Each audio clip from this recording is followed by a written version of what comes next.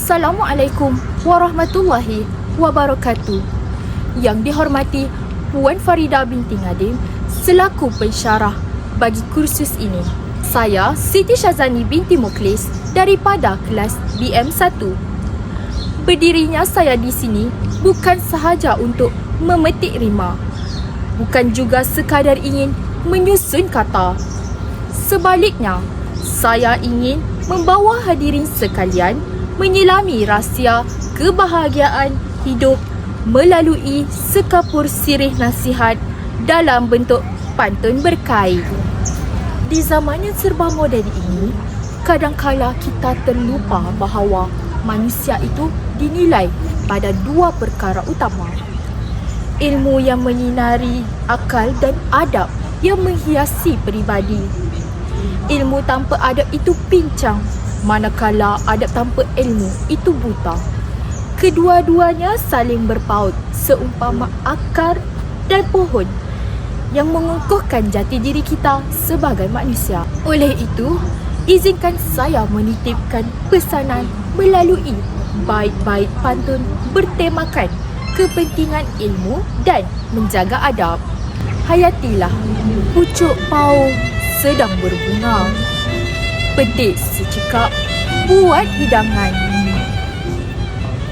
Ilmu itu pelita berharga, menjadi bekalan dalam perjuangan. Petik secekap buat hidangan, makan bersama di tepi kuala, menjadi bekalan dalam perjuangan agar hidup tidak tersular.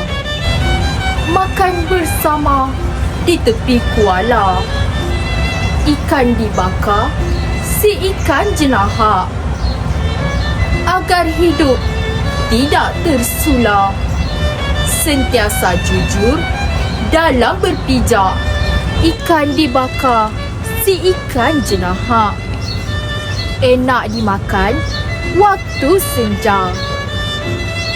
Sentiasa jujur dalam berpijak, adab dijaga kemana sahaja, enak dimakan di waktu senja, sambil duduk di atas bangku, adab dijaga kemana sahaja. Itulah tanda orang berilmu.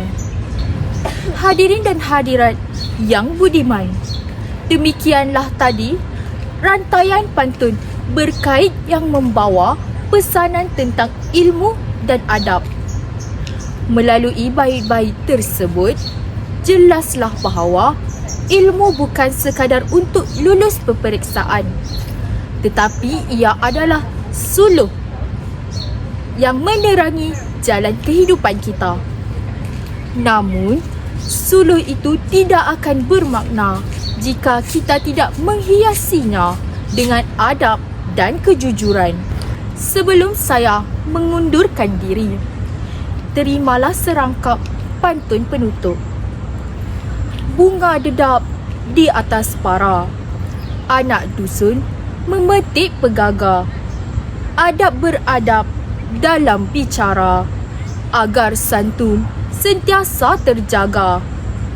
Sekian, wabillahi taufiq wal hidayah. Assalamualaikum warahmatullahi wabarakatuh.